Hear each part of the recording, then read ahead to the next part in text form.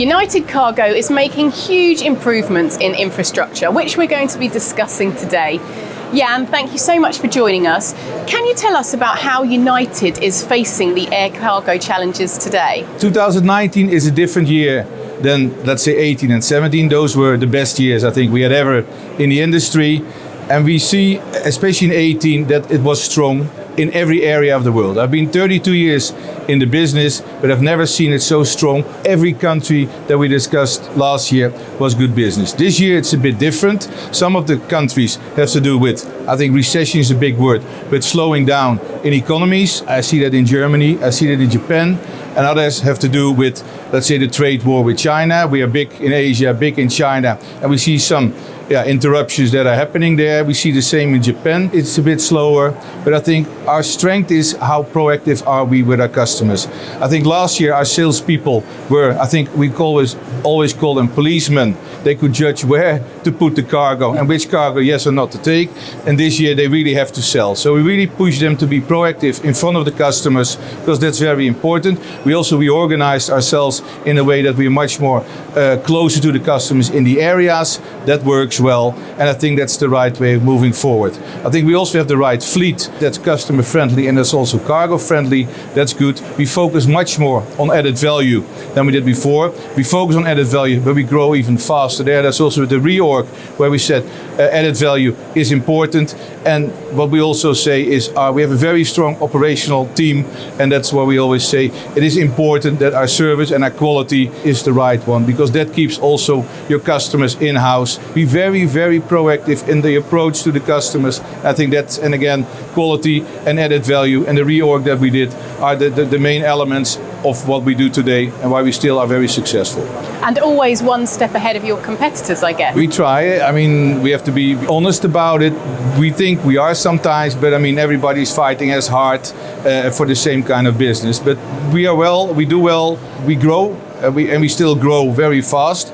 And that's sometimes also an issue. We are sometimes the own victim of our success in the way we grow, but that's why we also have to make sure we slow down a bit. So, I mean, we had different teams every year on what we're doing. It was no limits last year, because the sky was the limit. This year, we said, let's go back to our roots, make sure we do the right thing, get the organization totally in place, have the right things in place, our infrastructure, make sure our contact centers and the right people at the right place. So that's what we do at the moment, and that's good. Great.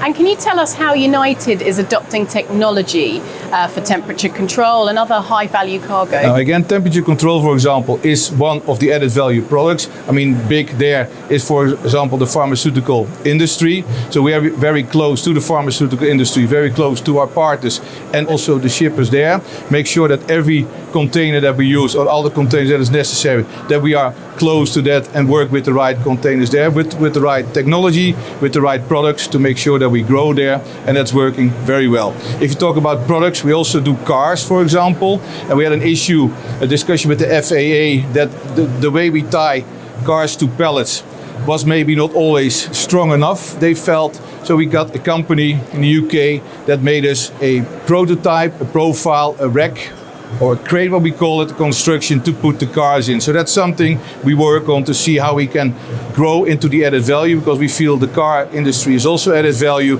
to see how we deal with that, and that works very well. So we keep on finding ways to do things. The new technologies, we look everywhere where we can grow and align that with the IT system that we have. That's not always easy, but that's what we try to do, and that's working pretty well. Great, and talking about new ways, can you tell us about the improvements in infrastructure? Yeah, so again, what I said, we are a victim of our own success. We grew so fast, that especially in certain hubs where we grow, because we keep on growing in new flights and new destinations. Two examples, for example, we grew too fast in San Francisco and in Newark. And again, in the last 2 years, those were the two hubs where we really had to grow and get our infrastructure back on track. But a couple of customers, we also said, let's be careful and clever how we deal with each other. We cannot keep growing, because at the end that will bite us back at a certain stage, but that especially San Francisco was ready a year ago and Newark was ready about 4 or 5 months ago, and now we can say we're back on track. But we have to be careful because we keep on growing, our business keeps on growing, our network keeps on growing, but we have to make sure that the teams operationally, commercially are ready to deal with it, and that's why we have to be very careful. And that's why this year was also the year going back to our roots, make sure that everything is on infrastructure side, commercially, people-wise, but also if we talk about the contact centers, right on track to make sure we do the right things there.